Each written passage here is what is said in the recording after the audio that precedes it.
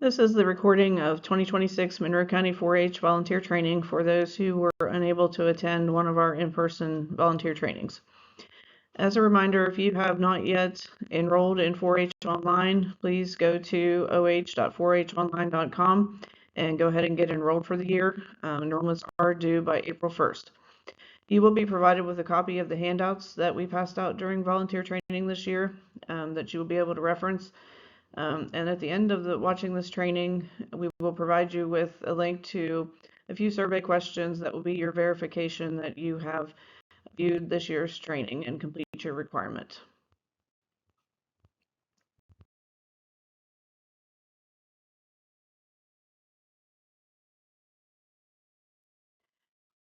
The topics for this year's training were the OSU Youth Activities and Programs Policy, child abuse, neglect, and abuse reporting that is required for all 4-H volunteers to complete each year. We will be talking about new and revised 4-H projects that are available. We will cover a 4-H volunteer competency, which is educational design and delivery this year.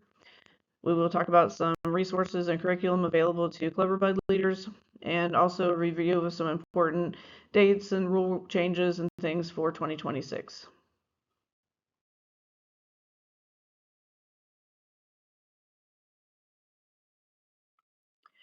As we said, each year 4-H volunteers are required to be trained in the Youth Activities and Programs Policy from Ohio State University, and this is a copy of what the actual policy looks like.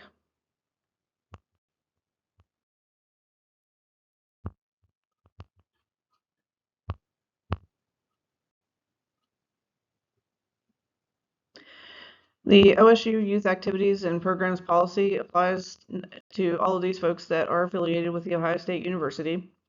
It includes faculty, staff, appointees, students, student employees, graduate associates, anyone working at the university. But it also includes volunteers, which in our case means all 4-H volunteers, but also other volunteers that work throughout the state with programs like Master Gardeners and other programs that come into contact with youth.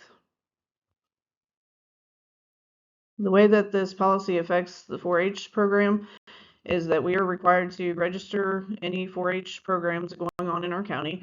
And in our county, that's done through 4-H Online, because each 4-H club or each 4-H committee within the county has a profile in 4-H Online that has contact information for people that are affiliated with that club.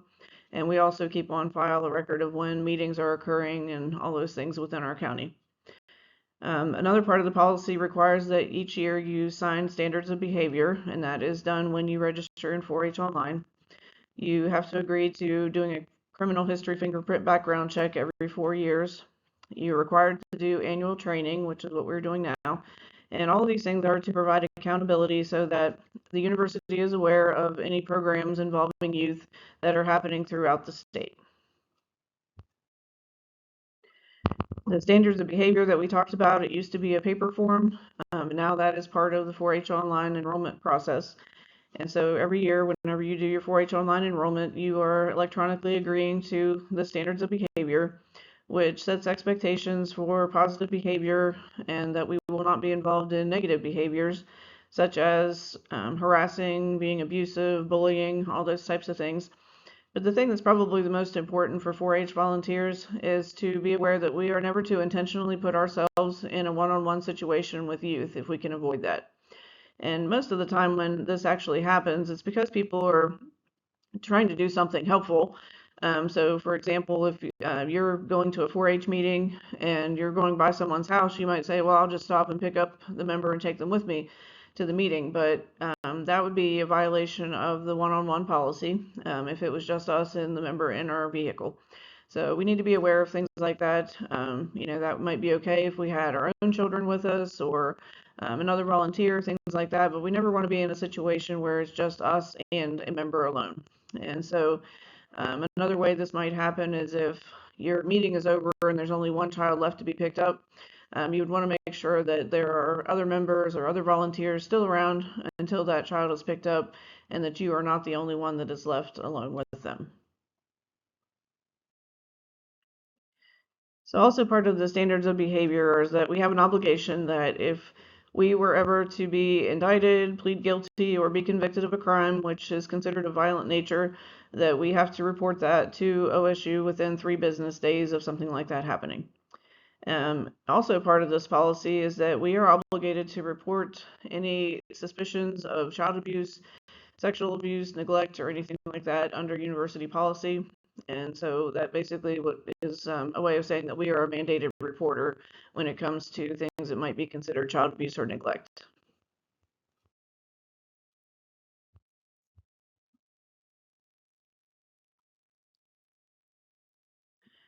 There are 4 types of child mistreatment that we need to be aware of, and those are neglect, emotional abuse, sexual abuse, and physical abuse. And we will talk about each of those in a little bit more detail.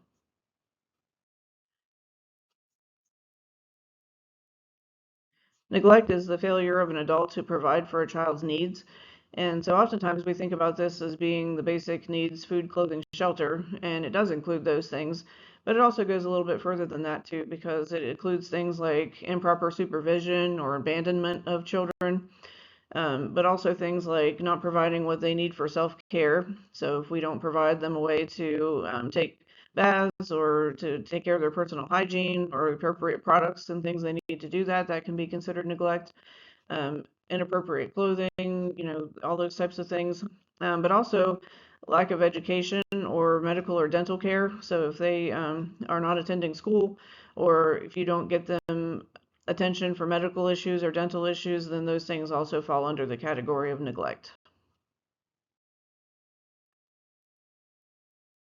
Emotional abuse is a pattern of harmful interactions between an adult and a child. And so this isn't just a one-time occurrence, maybe of getting angry and saying something that you shouldn't say. It is more a pattern of behavior where a child is continually criticized, belittled, rejected by someone in their life, probably a parent or someone that they should have a close emotional attachment to. And it's a chronic act that interferes with their development because it is happening on a continuing basis. Sexual abuse is when anyone that is in a position of power over a child might involve them in a sexual act or force them to witness a sexual act, things like that. Any sexual activity that is inflicted on or with a child, and it could be for the person themselves or for the benefit of someone else. So for the purposes of this training, it's important to remember that it is never okay for a person who is considered to be in a position of power over a minor to be in a romantic relationship with them. And so for an example, for 4-H, what this could look like is if we had a 4-H volunteer who is 18 or 19 years old, they could not be a 4-H volunteer and be romantically involved with a minor that could be, for example, 17 years old. Just because being in that position of being a 4-H volunteer, then you are considered to be in a position of power over that youth. So anyone considering this, like 4-H volunteers, 4-H project judges, fair board members, and also applies to teachers, administrators, coaches, anyone like that, that is considered to be in a position of power over a minor. Physical abuse is defined as any physical injury that is inflicted upon a child that is not done by an accidental means.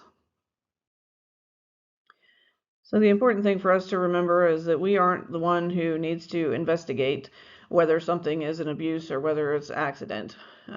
What we are required to do is to make the report, and then there are other folks who are trained in child protective services and things who then make those determinations. But some of the things that they would probably look at are what is the severity or the nature of the injury that the child has, where is it located on their body. So things that are on the back of the legs or the shoulders, things like that, tend to be a little more suspicious. What's the size and shape of the injury? Is it shaped like a particular object? Does the story that they're telling seem to match what the injury looks like? And is it consistent with the child's abilities? So it might be typical for toddlers and smaller children to have bruises and things on their legs because they don't have the motor skills and things yet that older children do, and so they tend to fall or to bump into things. But if you saw those same bruises on a 12 or 13-year-old, that might be a little more suspicious because they tend to have better control at that point and probably wouldn't be falling as much and bumping into things that might cause those type of injuries. So we often hear stories about how kids will go to the emergency room, and so some of the things that become suspicious is if they are going often or they have repeated injuries. For example, broken bones, several over a period of a few years or something, often becomes suspicious because that's not something that you would expect to happen. So here are some indicators of things that we might look for that we might think would be indicators of potential abuse or neglect. So the appearance of bruises, welts, or suspicious looking marks, things that might be shaped, for example, like square on the end or shaped like a loop if they were hit with something, for example, like a belt or a extension cord, things like that. Um, Suspicious burns or burn marks, um, being excessively sunburnt, although that's a common thing that happens to a lot of people, in certain situations, in combination with other factors, could be considered a form of neglect if children are not provided with things that need to keep them safe. So kids who have a lot of insect bites and things like that on them, that can sometimes be considered a form of neglect if they were not protected from, for example, bed bugs or things like that that could cause bite marks. So other things we would look at would be the child's behavior. Do they seem to be in pain, maybe excessively hungry, try to hoard food whenever it's available because they maybe don't have enough at home, maybe seem excessively tired. Their clothing may not seem appropriate for the season. So in the summertime, we don't really expect too many people to be running around with hoodies on and things, or children to, constantly wear long sleeves. So those type of things could be, something to keep in mind because they might be trying to hide things on their arms and things like that.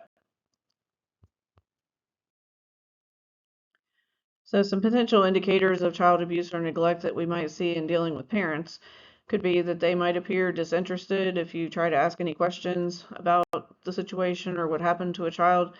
Might fail to return any phone calls if you try to contact them. Could become angry or defensive if you ask questions. Refuse to discuss it at all.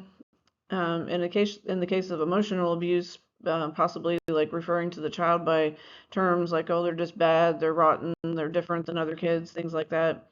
Or they might seem to be overly protective because they don't want you to have information about their family life.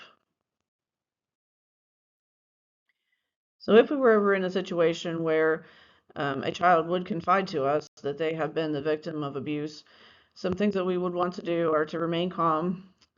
We don't want to ask any leading questions.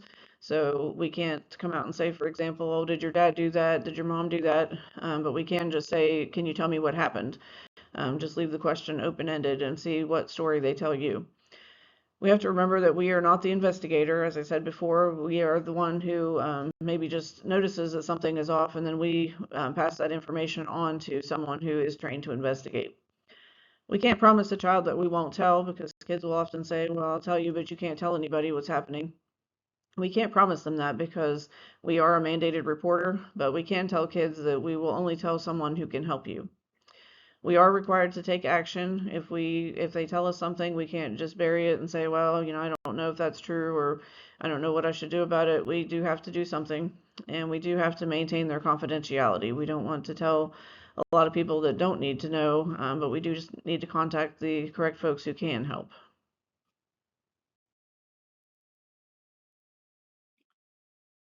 If we did get into a situation where we would feel we needed to make a report of potential child abuse, there's a phone call that we need to make, and it would be one of two numbers. So the first would be if we feel like this child would be in an imminent danger situation where they shouldn't even leave this location with their parent or whoever you suspect is abusing them, then you would just call 911. And so this could be an example, possibly if you are ever encountering a child who has an intoxicated parent, for example, and you know that they should not be leaving in a vehicle with that person, you would call 911. But if it's just a non-life threatening situation where you are suspicious that something could be happening, you would want to make a call to Children's Services to report that. And you can either do that through the 24-hour hotline or through just the local Children's Services number. And this information is provided to you on a handout. Some information that you will need to have if you ever call to make a report to Children's Services is they will want, if you have the information, the name, age, and address of the children, name and address of their parents or guardians, the name of the person that you suspect is abusing or neglecting them, and their contact information if you have that, the reasons why you suspect the abuse or neglect. But we need to remember that not all of this information is required, and if we only have part of the information or we don't know who the suspected abuser is, we still need to make the report because we want the error on the side of the child. If you were ever to have to make a report to Children's Services, within 1 business day, you're also required to file a report with OSU so that they could follow up on that. And that would be done through us here at the County Extension Office. So you just need to contact us within 1 day of filing the report, and we would walk through the process with you to file this online report.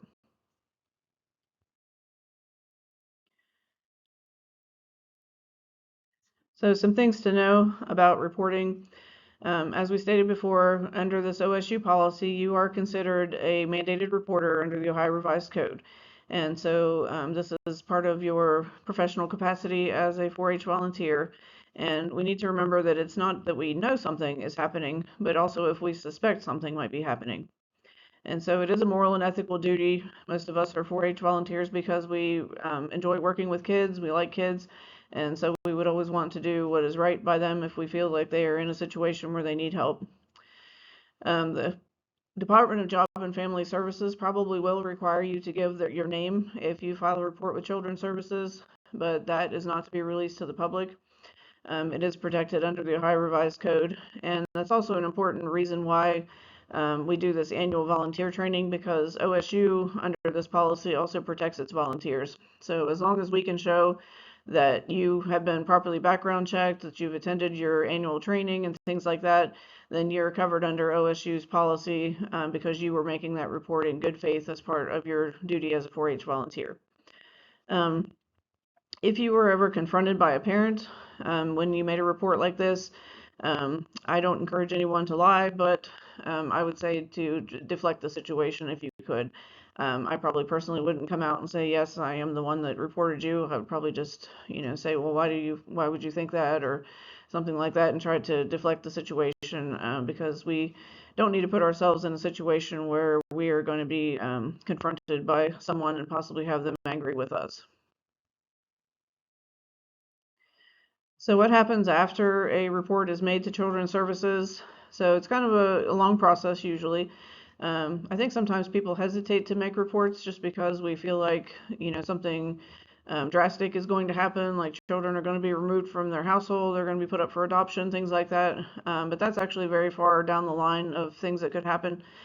So initially there will be an intake report done, a risk assessment, probably a visit to the parents to kind of check on what's going on. And so sometimes, what that might involve is like they would decide that the family just needs more resources. In the instance of neglect, for example, maybe they just don't have access to water or to proper housing or food, things like that that they need. If it was a case of something like physical abuse, for example, then it might require something like protective supervision, possibly having the children placed with someone else. But there will be a case plan put together, continuous reviews done to see how progress is being made, and then that situation with removal or adoption, things like that, is probably the last resort of something that would possibly happen. So what we just need to remember is that in our role in working with children, like I said, we do it because we love being around kids usually. And so we need to remember that we can be the resource for these families sometimes if they do need social services and things like that. So having some of those resources that you know about is sometimes helpful. So for example, if we know that someone is struggling with job loss or not having adequate food, things like that, if we know the resources that maybe we could share with them for local food pantries or places that might be able to provide them assistance, sometimes that can be part of our role in working with children and families, is knowing how to provide those supports for them, encouraging them, and trying to make their relationship with us very positive. and sometimes we might be the ones that can help that. All right, so that completes our required policy for the OSU Youth and Activities Programs policy, and now we will move on to a few other updates. All right, we're going to look at a few of the new 4-H projects and revised 4-H projects that are available for this year, and they are found in the 2026 4-H project guide that everyone should have received a copy of. So a couple of new projects we have available. We have one called How the Herd Multiplies, and this is a special interest project. It's not an animal project per se, but it's for youth who want to know more about reproduction in cattle, goats, sheep, and swine. Maybe looking at animal science related careers that they might be interested in. So this is more geared toward your intermediate or advanced level members, probably 13 and up or somewhere in there. It is a state fair eligible project. We have a new knitting project, so members can learn the basic stitches like knit, purl, cast on, and cast off. It is for all levels, so it could be beginners through older members, and it is also state fair eligible. Living on Their Own is a project for kids who are getting ready to move on, whether that be to college or their own place to live, things like that. Learning how to make decisions about living on their own. So it is for those advanced level members, probably 15 and up, and also state fair eligible. Water Matters is exploring where water comes from and why fresh, clean water matters. Looks at careers within the water industry. It is considered a beginning level project, probably for younger members and also state fair eligible. Field crops and forages, understanding about planting, harvesting, uses for corn, soybeans, and wheat. Looking at agricultural machinery that's used in foraging crops. And it's also considered a beginning level project for younger members and state fair eligible. Empowering Personal Finance helps with setting the SMART goals for finances, which are goals that are attainable, make sense, measurable goals that you can actually attain to. Creating your own personal financial plan, and this is for the intermediate level and also state fair eligible. Paper Circuits, this is a national 4-H project. It's not an Ohio only project. But it is looking at basic electric circuits, so it's for the younger members. Using LED lights and conductive tape, has fun challenges and things that they can do in there. We've actually used these paper circuits like at the local after school program, and kids really enjoy this. You can buy all the supplies very inexpensively on Amazon, so this would be a good one for kids who are into science and you like the STEM related things. And this is also a state fair eligible project. Smart Circuits is the next step up from that project. It's for the intermediate level, and it looks more into coding and sensors and things like that. They're a little bit more advanced, so they have to take the basic project first to kind of have a basic knowledge, and then they move on to this. And it's also state fair eligible. And then we have some new self-determined idea starters this year, and those are aquaculture, looking at raising seafood and things in fisheries, backyard fireflies, construction careers, needle felting, and no-sew fun. We also have a new resource this year for health and safety officers, and so this is a pretty big book that we have available. It's like 100 pages, but it also has a lot of great activities in there for your health and safety officers, like little lesson plans and things that they could use. So we are not printing these off because they're so big, but if you do want to request them for your club, then we will print them off for you and have that available for your health and safety officers. Starting last year, we provided all of the 4-H project books at our cost here at the Extension office instead of charging those to the club. And so we're going to continue to do that again for this year to offer those books at no charge. That is for the first copy only. So if a member does lose their book, then they would have to come in and purchase a new one on their own. And this doesn't affect you guys directly because you're not paying for the books right now, but just so that you're aware, we have seen a very large price increase in books. Books that were about $7 a piece for the normal 4-H project books have now gone up to 12, and all of the resource books have also gone up by a couple of dollars. So just so they're aware that if they do lose a book or whatever, that they're going to be paying probably at least $12 for their replacement. We're going to do the book ordering process a little bit differently this year than what we have been doing. I think it's been a little bit difficult for clubs the past couple of years since we've been using the livestock record pages to know what kids need exactly, how many years they've taken the project. And so we think it's a little bit easier probably on our end to know that information about members. And so Nerissa has offered to put together the club book orders for you. So the way that that's going to work is after the April 1st deadline, we will provide each club with a roster of all your members and what projects they're taking, as we have in the past. But we're going to have a QR link to a survey that we want you to go to fill out once you have looked at your roster. And you need to confirm that you have all your members accounted for on there and that they all have a project accounted for. And then you're going to give us a date when you would like to have your books for your club. And you need to give us at least about a week to put those together because we may have to order books if we don't have all the books that you need. We are going to be providing resource books for all new members. So you will need to let us know if any of your previous members need a replacement resource book. So we won't have a way to know if someone lost their resource book or things like that. So if you need replacement resource books, there'll be a place on the survey that you can request those. And also some other resources that we have available, like the demonstration cards that we have passed out for the past couple of years. The health and safety resource that I talked about, the 100-page document, if you'd like to have one of those, that could be on the survey. And then any resources you want for your Cloverbud volunteers to use. So all of those questions will be on there if you'd like any of those resources. As always, if you have extra books at the end of the year or after you pass everything out and you find out you have books that you aren't going to be using, we would ask that you please return those back to the extension office.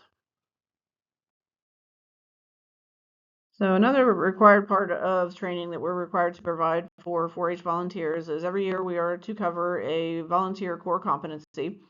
So the past couple of years we have talked about positive youth development, we've talked about communication, and so this year our topic is going to be educational design and delivery. We've talked about before how we do the educational part of our club meetings, and so this is about planning, conducting, and evaluating the learning opportunities that we are providing for youth in our clubs. I know I've shown you this graphic before, but this is the what's called the 4-H club meeting wheel. And so usually whenever you go to have a meeting, you might do like a pre-meeting activity for 15 minutes or so. You're welcoming everyone, getting everyone together, maybe talking with your officers about what we need to cover this meeting. Most 4-H meetings probably are going to have a business meeting section, and so that is the part where we're calling the meeting to order. We're giving the secretary and the treasurer's reports. We're covering old business, new business, all those types of things. So for most people, you can do that in probably 15-20 minutes.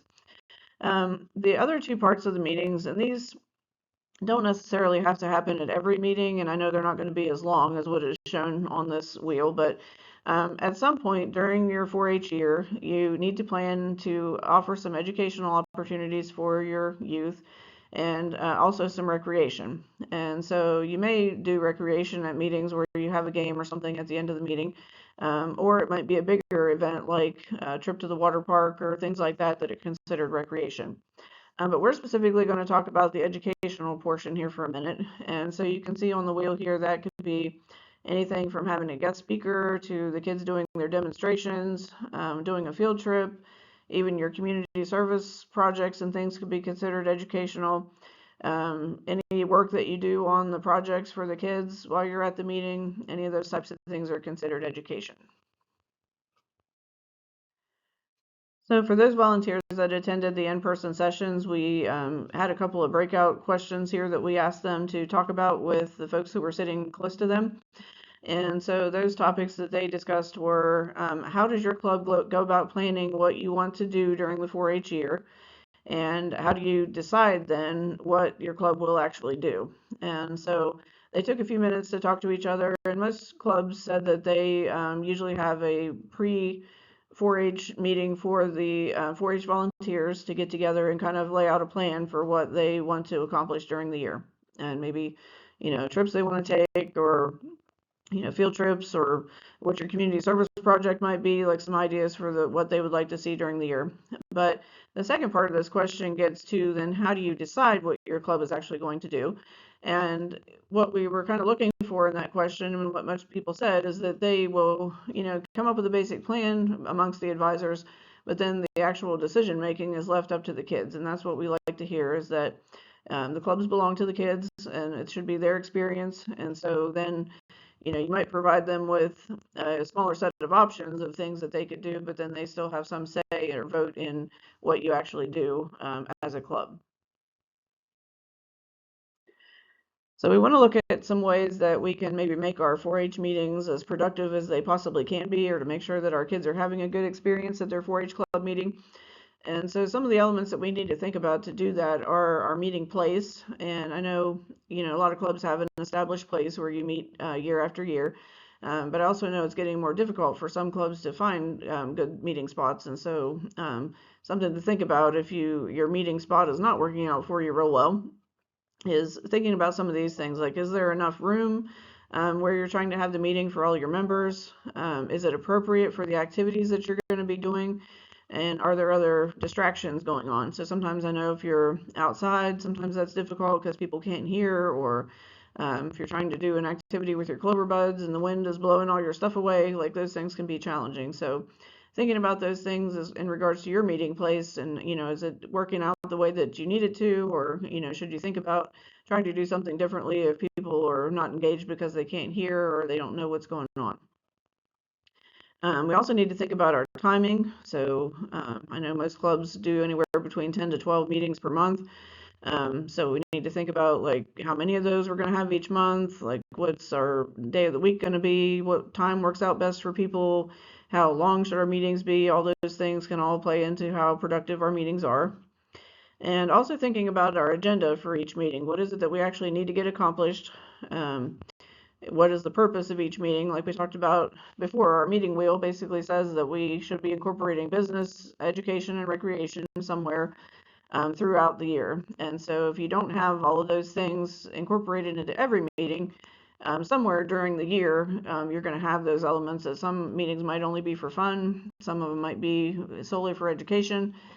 So just thinking about, like, what is it we need to accomplish at each of those meetings, which part of that wheel are we focusing on, and then trying to make sure that everyone is engaged in the meeting and not, distracted off to the side and not hearing or not having any say in what's happening.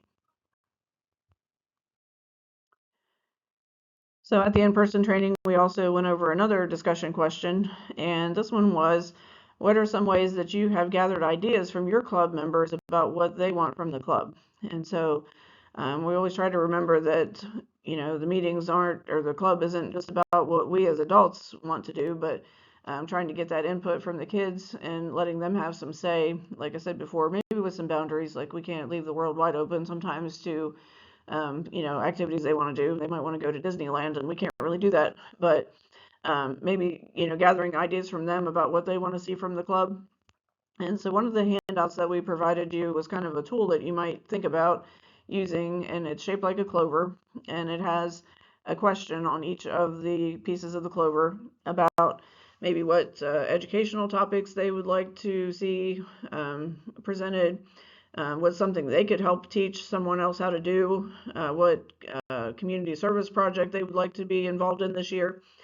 And so I think the paper version is kind of good in a way, because I think we're all familiar with the situation when you have any group of people, kids or adults or whoever it is, and you ask someone what they want to do. You always have the ones that are quick to speak up and the quick to, volunteer their ideas. But then you also have a lot of kids in the background who aren't so quick to speak up, or maybe quieter, and so their ideas don't often get heard. And so sometimes it's our more boisterous ones are up in the front that, their say gets heard a little bit more than the other ones, because everyone just kind of goes along with what they suggest. And so I like the paper version just because it's a way that maybe everyone's voice gets heard a little bit more. And so you can look at those and maybe come up with options for community service projects and things, and then you could put it to a vote for the whole club once you hear what everyone's ideas are.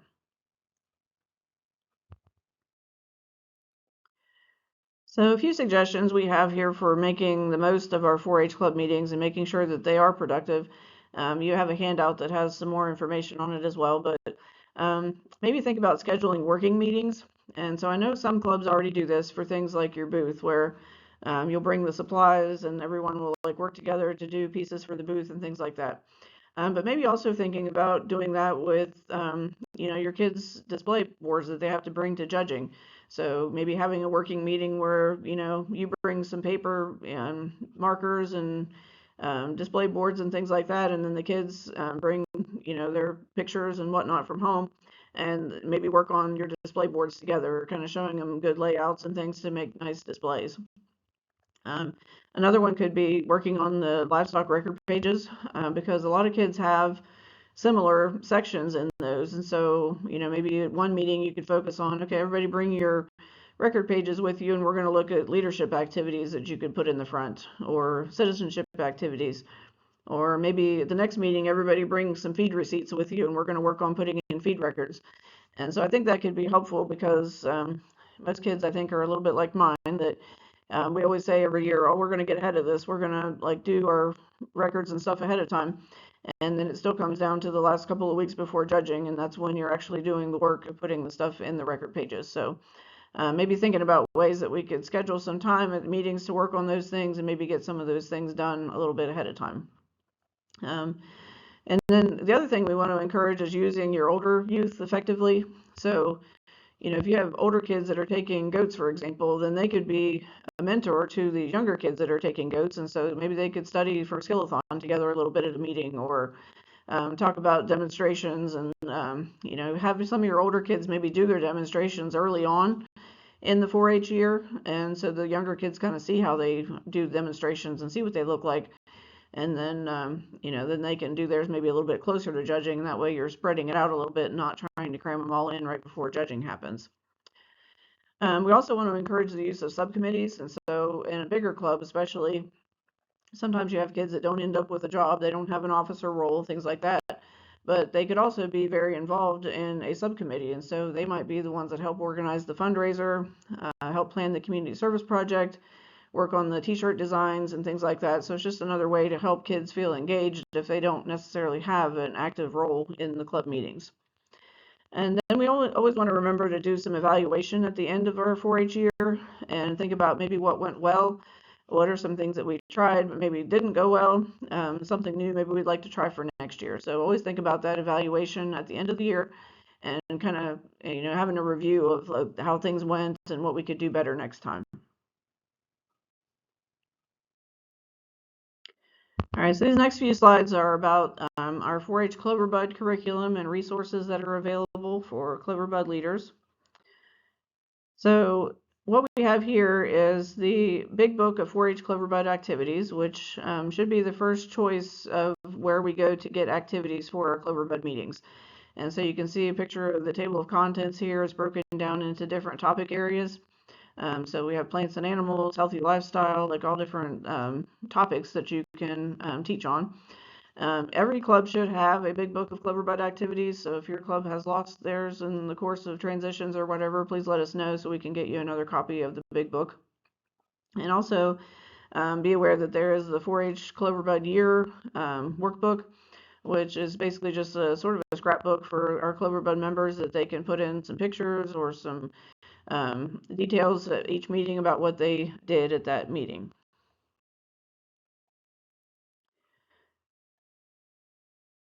Another resource that we have is 4-H Cloverbud Connections website. And so I think all current Cloverbud volunteers have been subscribed to the emails from this blog. And so you should get an email anytime they come out with a new edition of Cloverbud Connections. But this, you can go into the website anytime you want to, and they have a lot of different activities on here for Clover Buds. There's click and do activities they're called, where basically it's just a very simple lesson plan that you can print off and have a meeting activity put together. There's also a Cloverbud meeting menu they do. It's on a particular topic. This year, there's a Cloverbud engineering adventure. One of those is actually held down in Marietta. If you're interested in participating in that, it's usually based on Legos. And this year, their theme is America 250. The Cloverbud Reading Adventures, we'll talk about more of those. We have the books and stuff available here at the office that you can borrow for your Cloverbud meetings, and some other things here at the office that are available for you to use. So a couple of these other resources we have available are the Choose and Tell cards, which helps teach kids about public speaking. It gives them fun, easy activities basically to choose and something to talk about. We also have the Clover Cubes, which are basically a paper set of dice that they can roll, and it gives them questions that they can then talk about in front of the group and have them talk about themselves. And we have another set of those called Cloverbud Story Cubes, which are basically like a continuing story, if you've ever done one of those, where one of the prompts might give the beginning of a story, and then other members get to add on to the story as they roll. The Cloverbud Reading Adventure kits that we mentioned, we have kits put together here at the office with this list of books that you see here on the left-hand side. Each of the books comes with a lesson plan that also has like activities, crafts you could do along with that, and snack ideas. So we have all of those ones available. And on the right side of your screen, we'll see the teaching kits. We have changed those up for this year because we've had the previous Cloverbud kits for quite some time, so we're changing them up this year. And the new ones will be the 5 senses, storytelling, fitness is fun, Wild Ohio, learning about disabilities, our country, all about money, and we love our pets. And so each of those kits will have different games and activities that you can pick up a tote basically here at the office and have everything you need put together in the tote. So we're still working on putting those together, and those will be available to borrow after April 1st. So something new that we're going to try for Cloverbuds this year is during our special interest project judging in July, it's from 9 to noon here at the fairgrounds. We're going to have an optional interview section for Cloverbuds, and so not everyone has to participate, but they can sign up for it if they want to. And it's a great way, I think, to get your older Cloverbuds especially kind of into what an interview involves. And so maybe they won't be quite so nervous about it whenever they actually come to project interview judging in the following years. So basically, it's just going to be a fun little interview that they're going to do with someone that they can either bring something with them, like a craft or an activity you've done at a meeting, and they can talk about that, or it could just be some basic questions like what's the 4-H motto, what's the 4-H pledge, and maybe talk about some activities that they've done at a meeting. If you do end up using the My Cloverbud yearbooks, I think that would be a great thing that they could bring to the interview with them and kind of just go through their workbook and show like some different activities and things that they have done during the course of the year. So this is not competitive. It's just going to be, educational for them. They get to sit through an interview, and then everyone that participates will get a goodie bag at the end of their interview. So we will have more information coming out about that and about how to sign up for your interview judging slot shortly before our judging happens in July. So the final set of slides that we're going to go through here are about specific Monroe County 4-H updates for 2026. So it is now required by Ohio 4-H that we audit 4-H clubs' financial records every 3 years. And so we're just now getting started on that process here. A couple of years ago, we started giving you guys the financial binders that had some resources in it to hopefully make this a little bit easier for you. At the fall meeting of the 4-H committee, they randomly drew names of the 4-H clubs to see who was going to be on our first round, second round, and third round of audits. And so on the slide here, you'll see the clubs that are currently being audited this year, and then you'll see where your club might fall in 27 or 28 when you will be due for a club finance audit. So whenever it's your turn, you will get a letter that will explain what all you need to turn in. and when to have it into the office and things like that. We don't want people to be very intimidated by this process. I know audits scare people, but this is meant to be an educational process. It's definitely educational for us on this end with the 4-H committee, doing the audits of the records and figuring out how to do that. But we don't want people to be scared, because this is not meant to be, to get anybody in trouble or anything like that. It's just to make sure that we are keeping good records and things that, in case that we were ever asked to account for where our money is going or things like that, that we would easily be able to go show someone, like, okay, this is the amount of money that we took in, this is our expenses, this is, the money that went out. And so just having an accurate trail of your money and making sure that it's being properly taken in and properly expended is what we're after. So for 2026, we're looking at 2 years worth of records, because that's how long you've had your binders. In 2027 or 2028, you will be asked to provide 3 years worth of records, because that will be the process going forward. 4-H Online should be pretty familiar to all of us by this point. We will be using this again this year. Like we said, by April 1st, we should have all of our volunteers and members enrolled in there. And just as a reminder, new families, you have directions in your club packets for how new families can get profiles started. If anyone has previously participated in 4-H, though, they do need to use the profile that they already have. If their email address has changed or something like that, please just have them call the office and we can fix that for them. They don't want to try to start a new profile, because then that messes up our records, and we have to then go in and try to connect the previous record that they had to their new one. So that's just a mess whenever that happens. So please encourage anyone who has a new email to get a hold of us and we can fix that for them. And there are some instructions on our webpage there, monroe.osu.edu, if people need additional help with how to do that.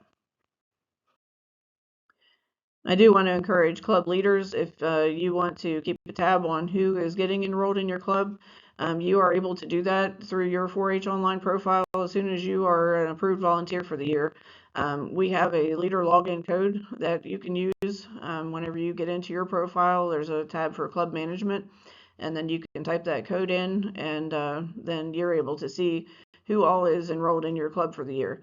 It won't let you see their projects, but you will see if they are enrolled or not. So if you do not have your leader login code, you can call us here at the office and we are able to provide that for you. Some other forms that were provided in your club packet that we want you to be aware of is the winning plan. And so that is for any youth who would need special accommodations to participate in project interviews or for participating at the fair. Please encourage them to contact us so that we can do this document together and we can help make this a good experience for them. So this could be anything from needing a physical accommodation of some sort to someone who maybe needs someone to help write in their 4-H project book, anything along those lines, or maybe need someone to go with them to help them participate in the skillathon, things like that. So if you have any youth who do need some extra accommodations or whatever, please have them fill out that winning plan document and get in touch with us. Once we have that done, it does kind of just carry over from year to year unless there are changes. So if they fill that out once and we talk through what accommodations they need, then we're able to just continue doing that in the future, as long as that works for everyone. The membership across county lines form is also in there. So if you have anyone who resides outside of Monroe County and would like to participate here, there is a process for that and certain qualifications they have to meet. So they do need to fill out that form if they don't live in Monroe County. And also, just as a reminder, before your club does any fundraising, there is a fundraiser approval form that has to be filled out that's in your club packet and submitted here to the office so that we can make sure that your fundraiser meets the proper guidelines for what 4-H clubs are allowed to do. So here's some important dates to be aware of. As we've mentioned, the enrollment deadline for 4-H is April 1st. The paper junior fair animal registration forms that are in your club packets are due by Monday, April 13th is the due date here to the extension office. Please make sure that your members are signing the back of that as well, because it has the fair's code of conduct on the back and we do need to have those signed. You can make changes to those animal registration forms up until Monday, April 27th. So please turn them in by the 13th, but then if you realize you need to make a change, those can happen up until the 27th. If anyone is leasing a horse in your club, those forms are due to the office here by April 21st. Horse registration packets are also due to the office by April 27th. And a date change for this year, breeding lease forms, which these are not new. If you are leasing a breeding animal from someone, doesn't belong to you, but you want to show it at the fair, you need to fill out that form, and those are due to the office by April 27th. And the breeding animal possession deadline is now May 1st. That's a change because that was due, they had to be in your possession by June 1st before, and that has moved up to May 1st. Tag-in day for feeder calves, dairy feeders, market lambs, and market goats will be on May 9th, and the time is a little bit earlier this year. It's going to start at 6 a.m., and the process is going to be different this year too. So folks will be getting a letter in the mail to detail what they need to do, but basically there's going to be two different lines, two different vets this year, and so the cattle will be going through one line, and the lambs and the goats will be going through a separate line. So please be on the lookout for a letter explaining all of that. 4-H camp will be held from June 3rd to the 6th at Camp Piedmont. Cloverbud Camp is going to be out at Shadow Lake again on July 17th. Special interest judging, including shooting sports projects, will be judged on July 7th in the morning. Shooting sports used to be in the evening, but now those are both going to be in the morning. Livestock project judging and skillathons are July 21st, and the fair dates are August 24th to the 29th, and that's slightly different than what it has been. Fair dates are always based on Labor Day, and Labor Day is late this year, so it's actually sort of a week later than what our fair typically is. Quality assurance for any youth that are taking market animal projects. We already had one test out opportunity in February. Kids can come in and test out at different times if they want to, but they just need to call here to the office to make an appointment to try to take the test. The test will be offered after any of the regular quality assurance sessions too, but if they want to try to test out prior to attending quality assurance, they can call and do that. If they don't pass the test, then they will still have to come to quality assurance this year though, and you can only take that test once a year.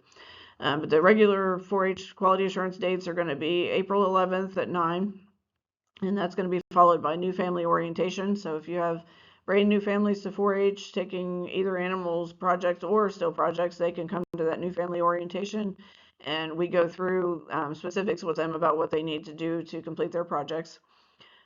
Other quality assurance dates will be on April 13th, May 7th, and May 19th. And please remind your members that if they are under 15, they absolutely have to have a parent attend with them. By this point, you have probably seen in your newsletter some of these changes here we're going to discuss, but important things to note on the sale rule changes for this year is that if you have market rabbits or market fryers where the whole pen is underweight or overweight, you will have the choice if you want to keep those now rather than sending them on to the processor. So you will have to tell us immediately after weigh-in on Sunday if you intend to keep your pen of rabbits or your pen of fryers that doesn't make weight. So that will be declared as soon as weigh-in is over. And then those animals will have to be removed from the barn before the processor comes to pick up the rest of the animals, or else they will go on to slaughter as well if they are still left in the barn. Date change on the dairy feeders. They can be born after December 1st of the previous year now. That's a change from January 1st. Market hogs, the weight change slightly from it's to 205 to 305, which is more in line with what the state fair does. And market hogs this year will also be getting EID tags, and so that will be the same process as we've been using, where the tags will be picked up here at the office, put in, and then you'll submit pictures of the tags in their ears. All the market animals are going to be sold by the pen or the head this year. Market beef was the only project left that was still being sold by the pound, but they will all now be sold by the pen or the head. Starting in 2027, the sale committee is not going to be having the in-person tag-in for market beef in November as we have been, and so the highest rate of gain award is also going to go away. But This will be a very similar process to what we do with the hogs, where members will request tags from us in November for how many animals they are wanting to tag. We'll provide the tags for them. They will tag them themselves and then submit ID pictures by the middle of December. Couple of junior fair schedule changes to note. Rabbit weigh-in will now begin at 6 p.m. on Sunday of the fair. All the other weigh-ins are still going to be held on Sunday as well, but they will start at 7. And we are going to get an additional rabbit scale, so there should be 2 lines for weigh-in starting at 6 p.m. and hopefully get that over with a little bit sooner. The junior fair beef breeding show is moving back to Tuesday at 2 p.m. and then the open class beef show will still be on Wednesday at 2 p.m. And the swine show is moving up by half an hour. It will now be at 5 o'clock on Wednesdays instead of 5:30. Okay, these changes on this slide here, these are changes that came from the Fair Board versus the Sale Committee, but they are requiring that all beef breeding animals have to have EID tags to be shown at the fair, and so those have to be checked in prior to coming to the fair. So we did some of those at the market beef weigh-in in November. If they have not been previously checked in, though, and you want to bring a beef breeding animal to the fair, they have to be brought to the May 9th tag-in along with the feeder calves so that we can check in their EID tag. If they already have an EID tag, that's fine. We're just going to use the one they already have. If they don't have one already, then we will provide them with an EID tag when they come through the line. Starting this year, the market livestock show, so all the market cattle basically, we're going to try a top 5 placing process. And so if you're familiar with how we do the grand and reserve champion selection, they'll pick the grand champion, and then the second place animal to that animal gets to come back into the ring. And then they pick the reserve champion, and then that process is just going to continue on down the line until we get the top 5 animals in each of those divisions. The change is that before, basically, you had to be on deck if you had first or second in your class, and now we're going to go down to third place in the class. So just as an example, let's say for market beef, if the grand champion happens to come out of the third class and then the reserve champion is picked and it was in the third class, then that third place animal from that class could also be called in and could potentially be like the third place overall or somewhere in that lineup. So anyone basically that has a first through third animal in their class needs to be on deck to potentially be called back into the ring. And so there will be banners for each of those top 5 animals, and those will sell at the top of the sale for that division. The thought is probably this is kind of a trial run, and if this goes well this year, I would expect that this is probably going to move to the other animal species starting next year. Another rule change from the Fair Board is that all animals that are shown by a junior fair exhibitor have to have a stall card or a sign over them that says that is that exhibitor's project. So that could either be the cards that we provide here from the office, or it could be, one your club does or whatever that just has the exhibitor's name on it or whatever, but those do need to be identified as junior fair animals. And as always, those are expected to be cared for throughout the fair by the exhibitor and their immediate family. You might remember that last year we came out with the livestock project guides. It was a little red booklet that we put together that basically had all the details about each of the animal projects and like what the possession deadlines and the weight requirements and the clothing requirements and everything are for each of the animals. Well, this year we have added on to that, and we now have junior fair rule packets.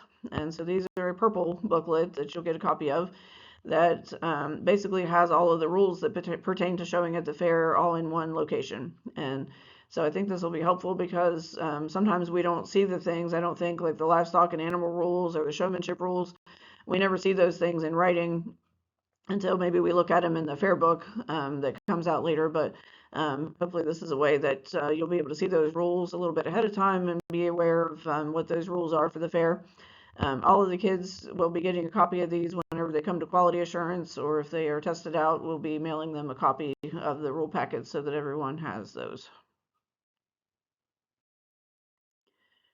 We will be doing a couple of community service projects that are for the whole county again this year.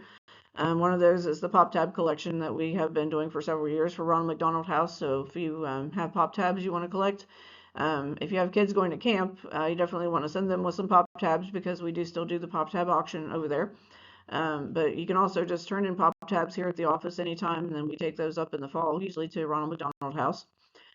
We're also going to be continuing to do the hygiene collection for the school care closets. So anything from, shampoo, toothpaste, toothbrush, washcloths, mints, laundry detergent, any type of toiletries, deodorant supplies that you think that the school nurses are able to use in their care closets. We will be collecting those, and then we will divvy those out amongst the different schools here toward the end of the summer. And a new one for this year is the Junior Fair Board has been participating in the Stock the Trailer campaign for the past few years, where they collect non-perishable food items and then donate those to the local food pantries after the fair. We've not gotten a lot of participation in that just because, people don't typically come to the fair with canned goods and things like that, and it's kind of an inconvenience. So what we're going to suggest for this year is I'm going to contact the food pantries and find out if there are specific food items that they need, and then we're going to ask each of the clubs to have each one of your members donate one of those food items to the Stock the Trailer campaign. So for example, I recently heard that green beans was something that they couldn't get enough of. So maybe at one of your club meetings you could have all your members bring 1 can of green beans to your meeting, and that way we would at least have a donation from each club that could then go toward the Stock the Trailer campaign. So look out for more information for that in the coming newsletters. I'm going to contact them and find out if there's specific things that they want to request, and then I will put that out. But you are welcome to do those collections from your members and then bring those to the extension office at any time. You don't have to wait until closer to the fair. If you want to do that here at one of your first couple of meetings, that would be fine too. This is a reminder that the Junior Fair Board is going to be holding a 5K run and walk out here at the fairgrounds on Saturday, April 18th. And registrations for that are due on April 1st if you want to be guaranteed to get a t-shirt and a swag bag. So we encourage everybody to sign up for this, help support the Junior Fair Board. I think it would also be a fun activity that your club members could do together. Please encourage anyone that that likes to run or walk or anything to sign up for our 5K on April 18th. All right, so if you made it this far, thank you for watching our video of this year's 4-H volunteer training. As I said, you will have a link to go and complete a survey of some questions about what we talked about today. And then once you submit that, that will be your verification that you have completed your training for this year. So appreciate your time. If you do have any questions about anything that we have discussed today on the training, please don't hesitate to contact us. Thanks.